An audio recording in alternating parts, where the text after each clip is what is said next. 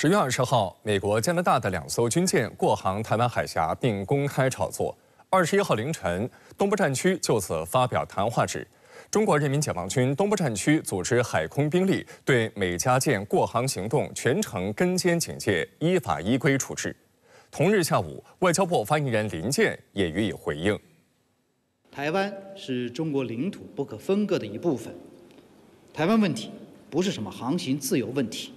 而是事关中国主权和领土完整的问题。中国坚决反对任何国家以航行自由为名，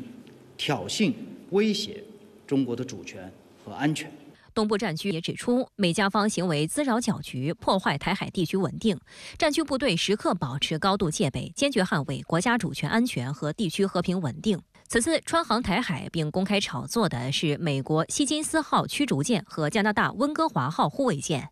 希金斯号驱逐舰是美国海军阿利伯克级导弹驱逐舰，隶属于美国第7舰队，满载排水量9033吨，母港是日本东京湾横须贺海军基地。温哥华号护卫舰属于加拿大皇家海军哈利法克斯级护卫舰，排水量达到5000吨级。深圳卫视注意到，温哥华号护卫舰刚刚参加了美菲的年度齐心协力演习。在南海局势陡然升级之际，本月2号起，美菲同澳大利亚、加拿大、法国、日本4国在菲律宾吕宋岛附近海域展开联合演习，重点演练反潜、反舰和防空作战。虽然美国海军声称演习不针对特定国家，但美国海军研究协会网站指，演习旨在应对中国在南海所谓日益强硬的行为，针对意味十足。值得一提的是，演习的地点菲律宾吕宋岛与台湾隔海相望。消息显示，此次美国希金斯号驱逐舰、加拿大温哥华号护卫舰2艘舰艇由南向北从菲律宾出发，并于20号上午穿越台湾海峡。事实上，这并非加拿大首次跟随美舰挑衅中国。去年11月，解放军东部战区新闻发言人施毅陆军大校就表示，11月1号，美国佩拉尔塔号驱逐舰、加拿大渥太华号护卫舰过航台湾海峡并公开炒作。去年美加军舰共3度过航台湾海峡并公开炒作。分析认为，加拿大紧随美国步伐，自愿做美国跟班，一方面需要通过对美国的依附关系来换取自身安全，另一方面，近年来加拿大对华关系处理非常意识形态化，国内已经形成逢华必反的政治氛围，这在对华经贸议题上也有所体现。今年7月31号，加拿大蒙特利尔号护卫舰过航台湾海峡并公开炒作，对于加方刷存在的行为，中方表达坚决反对，并通过军事外交渠道提出了严正交涉。美国、日本还有他那个加拿大在一起的话，做出一个算是一个紧急应对，就是表示的话，就是说美国还是对这个西太平洋地区的一些突发事态有这个影响力或者说是掌控性。在刚刚结束的七国集团防长会上，七国防长也再度望议台海议题。会后发表的联合声明称，关切当前台海局势，但重申一个中国政策没有改变，呼吁和平解决两岸问题。这份长达10页的联合声明中，俄乌、中东2大冲突是关注焦点，但其中仍然夹带私货，大谈所谓自由开放的印太。深圳卫视注意到，声明中提到中国的次数达13次，其中不乏渲染所谓中国威胁以及关切南海、东海、台海局势的内容。事实上，这是G7会议自1975年成立以来首次召开防长会。七国集团是一个由世界7大发达国家经济体组成的政府间政治论坛，创立之初有富人俱乐部之称。论坛也主要侧重讨论失业、通胀、能源危机等经济议题，每年定期召开财长会以及领导人峰会。不过，现在的G7会议越来越聚焦安全议题。在去年于日本广岛举行的峰会上，这些领导人们就聚焦俄乌冲突，并且大谈核议题。分析认为，随着G7整体经济影响力下降，这个论坛已经从协调经济发展到扮演控制室的角色，依靠捍卫西方所谓基于规则的国际秩序、制约和塑造全球框架来发挥剩下的影响力。这期防长会议期间，日本新任防卫大臣中谷元也和美防长奥斯汀举行了会谈，这是日本政府换届后的首次。中谷元在会谈一开始就表示了希望日美能够紧密合作，奥斯汀则强调了美方对日本坚定不移的防卫承诺，并且提到了美方的延伸威慑，其中包括向其盟友提供核保护。此外，根据日方发布的声明，双方还重申了所谓台海和平与稳定的重要性。日本石破茂政府于本月初正式上任，防卫大臣出身的石破茂曾多次谈及日美同盟的重要性。此外，美日两国在今年7月的外长防长2+2会议中确认，华盛顿将改组其驻日指挥部，被视作美日同盟自成立以来的最大升级。与此同时，日本自卫队还计划建立新的永久性联合总部，预计于明年3月底建成。不过，距离美国大选仅剩不到半个月的时间，对于未来上台的总统将如何处理盟友关系，外界仍处于观望中。现在这个美日同盟，它已经是把这个安全态势和这个日本的这个国防工业，甚至说可以说它的军队的一些这个关键的通信协议等等方面的话，都已经全部绑定了。就算是特朗普上台的话，他要想改变这些的话，也很不容易。来关注半岛局势。朝韩军事对峙火药味十足。20号，韩国启动代号“护国”的年度大规模例行野外机动演习，针对近期局势的意图明显。此外，朝韩双方互放狠话，舆论攻势也在不断升级。10月20号，韩国大规模例行野外机动演习“护国”演习正式启动。演习旨在通过陆海空三军和海军陆战队的实战机动演练，强化军队的实战性和协同性。韩国联合参谋本部此前表示，今年的演习规模较去年进一步升级，将针对近期局势和朝鲜潜在冲突，模拟多个场景进行，包括部分美军战斗力也将参加，以增强韩美两军的协同作战能力。连日来，韩军运用自行长距离机动、铁路运输、车辆装载运输等多种手段，向演习地区运送 K2 坦克、装甲车等装备，以检验部队的实际机动能力。 철도를 이용한 하차 수송, 장거리 기동 훈련으로 작전 지역으로 전개하고 있습니다. 확고한 군사 대비 태세 점검, 작전 수행 능력 향상에 중점을 두고 훈련을 실시하겠습니다. 本月早些时候，朝鲜指控韩方无人机侵入朝鲜首都平壤上空，并于18号公布无人机残骸照片。朝鲜劳动新闻20号报道称，朝方已确认入侵朝鲜领空的无人机由韩国放飞。不过，朝鲜方面尚未确定该无人机是否为对平壤市中心投放传单的无人机。 전문가들은 기술 감정과 분석을 통해서 평양시 서포지구에 추락된 무인기가 한국 군부의 드론 작전 사령부에 장비되어 있는 원거리 정찰용 소형 드론으로서 국군의 날 기념 행사 때 차량에 탑재되어 공개되었던 무인기와 동일한 기종으로 판단했습니다. 朝鲜国防省发言人警告称，韩国的军事手段对朝鲜领土、领空和领海的侵犯行为再次被发现和确定时，将被认为是对朝鲜主权的严重军事挑衅宣战。朝鲜方面届时将进行及时的报复攻击。据韩国联合参谋本部20号消息，朝鲜向韩方空投20余只垃圾气球，位于韩朝边境的江原道铁原地区发现10多个坠落物，这是朝鲜今年以来第29次向韩方空投垃圾气球。韩联参表示，气球下方悬挂的塑料袋中装有日常生活垃圾，如纸类、塑料类等，未发现危险物质。近段时间，朝鲜半岛紧张对峙螺旋式上升。韩国军方18号宣布，韩军在韩朝边境附近的高城郡举行了火箭炮演习，并向半岛东部水域发射了实弹。当天，朝鲜国防省发言人表示，朝鲜人民军总参谋部决定边境线附近的炮兵联合部队和担负重要火力任务的部队继续保持完全战斗待命状态，其决定得到批准。局势升温令边境民众不安情绪加剧，也让边境的观光业蒙受了损失。 엊그저께 우리 내쫓고 대응 사격을 했느냐 저는 그런 얘기 들으니까 끔찍하다고. 정부는 그 이놈들은 아니야 무슨 그 표현의 자유입니까 그게? 포탄이 날라온다고 그런 지경인데 무슨. 그 전날까지 준비물을 뭘 챙기냐 했던 고객이 아침에 출발하면서 DMZ 평화관광 예약 취소 문자를 받았다.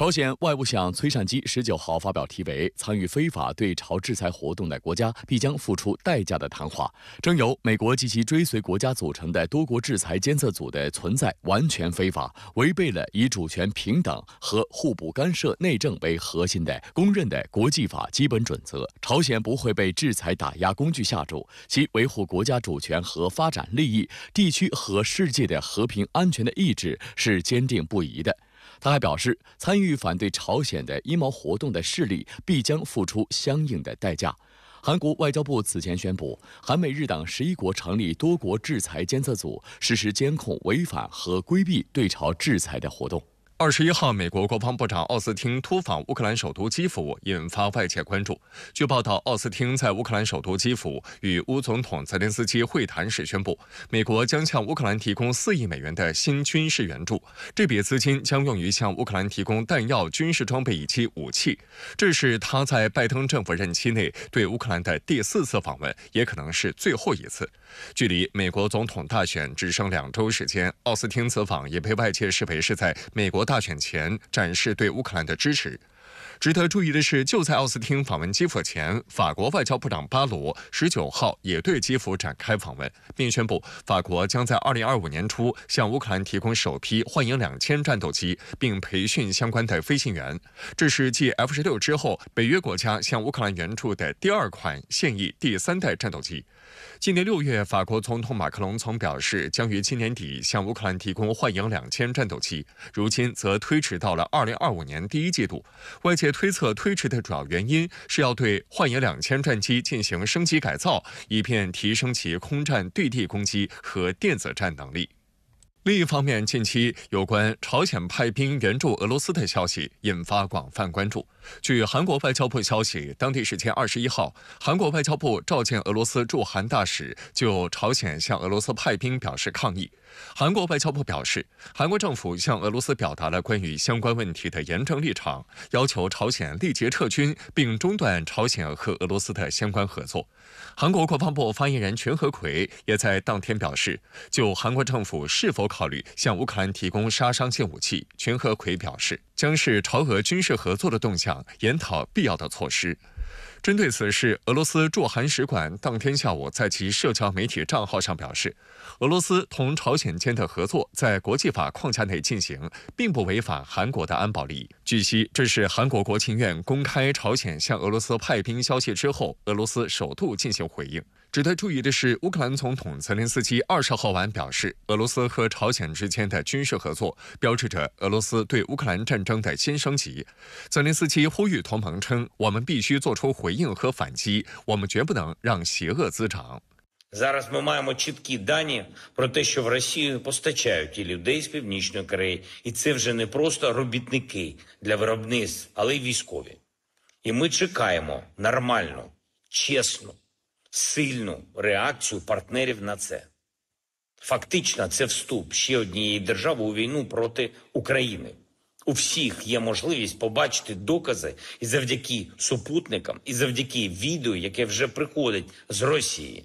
不过，美国国防部长奥斯汀表示，他无法证实朝鲜在可能部署前向俄罗斯派出军队的报道，但此举如果属实，将令人担忧。北约秘书长马克·吕特则在社交媒体发文称，朝鲜向俄乌冲突地区派遣军队将标志着局势的重大升级。值得注意的是，朝鲜官员当地时间21号在联合国会议上驳斥派兵援俄消息，并称此为无根据的谣言，强调朝鲜坚持和平外交政策，呼吁国际社会共同维护多边主义。美国国防部长奥斯汀21号表示，美国军方已将萨德反导系统运往以色列，目前系统已到位。此举为防止伊朗对以色列潜在的报复性袭击做出反应。不过，奥斯汀拒绝透露该系统是否已投入使用。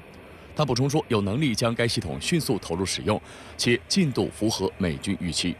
美国国防部13号曾表示，将向以色列提供一套萨德反导系统，并派遣100名美军人员来操作该系统，以帮助以方提高防空能力。该系统被认为是爱国者导弹防御系统的补充，能够击中更大范围内的目标。针对美国向以色列提供萨德反导系统，伊朗外交部发言人巴加埃21号回应称，这是美国对以色列全面支持的延续。他强调，以任何方式参与攻击伊朗的国家都将承担相应责任。استقرار سامانه‌های موشکی و خبرهایی که در این مورد هست فکر می‌کنم صرفاً تداوم همون حمایت همه‌جانبه است که متأسفانه آمریکا و برخی دیگر از کشورهای اروپایی از رژیم صهیونیستی داشتن در این یک سال و بلکه در این 8 دهه。巴加埃表示，美西方国家的支持使以色列变得更加咄咄逼人，伊朗已向相关国家传达信息。伊朗官员也多次表示，以色列的任何侵略行为都将得到伊朗的果断回应。伊朗外交部长阿拉格齐近日在接受土耳其媒体采访时表示，以色列针对伊朗的任何攻击都是越过红线，伊朗不会容忍。当地时间21号，阿拉格齐抵达巴林，并同巴林国王哈马德就地区局势、双边关系等议题举行会晤。阿拉格齐表示，地区国家需认真努力制止以色列政权的犯罪行为。巴林国王哈马德强调，应停止任何形式的战争和侵略。10月以来，伊朗外长阿拉格齐已访问中东地区多国，包括黎巴嫩、叙利亚、沙特、伊拉克、约旦、阿曼、土耳其等。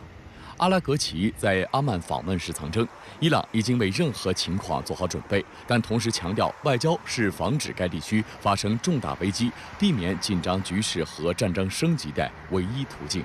另据美国国务院发布消息称，国务卿布林肯21号前往以色列，开启自新一轮巴以冲突爆发以来对中东地区的第11次访问。但就在布林肯前往中东之前，却发生了绝密文件外泄事件，内容恰好事关以色列对伊朗的报复计划。文件详细描述了最近几天以色列几个空军基地为报复行动采取的准备措施，包括组织了一场大规模演习。文件还详细说明了以色列无人机单位所做的准备。文件甚至连参与演习的机型、使用地对空导弹等信息都掌握。美国舆论普遍认为此事影响较大，而且令白宫丢脸的是，此事暴露了美国监视以色列的事实，将令两国本就不断走低的信任关系进一步受到侵蚀。This is obviously going to cause some consternation, to say the least,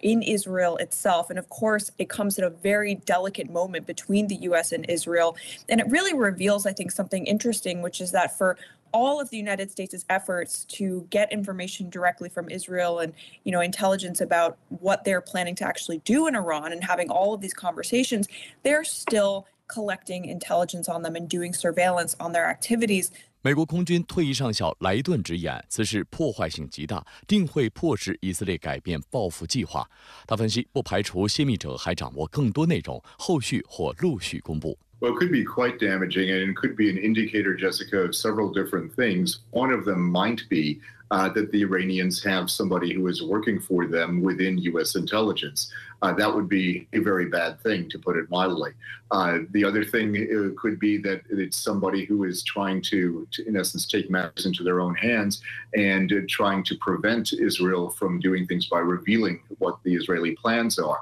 目前，美国正紧急调查情报泄露事件，而在该事件发生后，内塔尼亚胡还与美国前总统、共和党总统候选人特朗普通了电话，表明对于报复伊朗的行动，以色列将根据自身利益做决定。特朗普随后对记者表示，两人的通话非常愉快。他对内塔尼亚胡说：“你该怎么做就怎么做。”印度商业与工业部部长高耶尔19号透露，印度已向美提议签署关键矿产伙伴关系协议。这一协议将使得包括电动汽车领域在内的印度企业从美国市场获益，成为美印联手打造所谓关键矿产供应链的最新动作。这一带有明显地缘政治色彩的动作，主要目的是什么呢？据报道，印度商业与工业部部长高耶尔是在本月初访问美国时，向美方提议签署关键矿产伙伴关系协议。当时两国签署了加强关键矿产供应链合作的谅解备忘录。高耶尔当时还指出，美国和印度需要将第三国拉进合作框架，包括非洲和南美的矿产资源丰富的国家。关键矿产包括钴、铜、锂、镍和稀土，在清洁能源生产上作用关键，也是生产电动汽车电池的必需品。值得注意的是，近年来印度电动汽车市场呈现出较快增长趋势。2023年，印度电动汽车销量几乎翻番，预计2024年将增加66%，达到乘用车总销量的4%。到2030年，印度电动汽车预计将占印度市场的近1/3。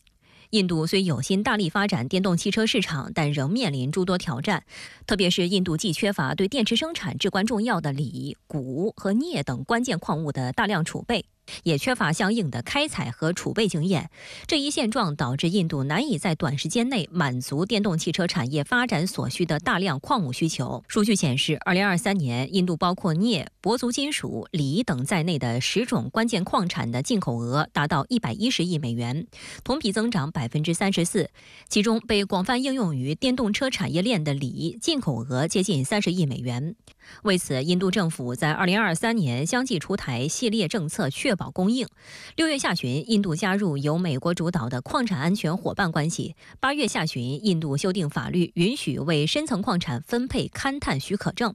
年底，印度矿业部又宣布鼓励关键矿业的研发活动，并利用人工智能和物联网等高科技解决方案，促进勘探和采矿行业。他自己呢，国内有矿，但是呢，开发的品位也比较低，而且呢，可能在好几年之内形成不了这个商业生产。对于印度来说，它的目的呢，其实也很简单，它所谓的就是要去风险，要增强它自己呢，在这个关键矿产领域呢，这样的一个这个自主能力，要避免呢这个所谓的这个供应链中断对自身呢产生这个影响。在加强国内勘探和开采的同时，印度也将目光转向了海外。2024年1月，印度签订首份海外锂矿开采协议，将共同勘探开采位于阿根廷卡塔马卡省的5个盐湖卤水型锂矿。根据协议，印方将总计投资2400万美元，且大多数是开采成本较低的盐湖卤水型锂矿。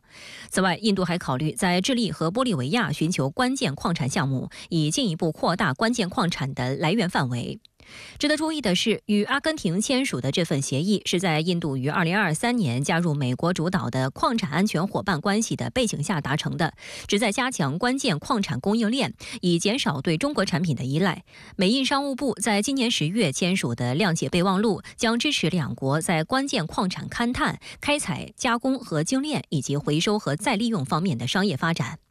有分析指出，这一带有明显地缘政治色彩而非纯商业目的的动作，可能会加剧中印在相关领域的竞争，对关键矿产的海外布局形成挑战和冲击。美国的对华战略，特别是美国这个两届政府提出这个印太战略，它与以往的这个对华战略有最大的不同呢，就是把印度的纳入其中了。这个更广的角度、更长的战线对中国呢进行一个战略这个遏制，也可以预计呢。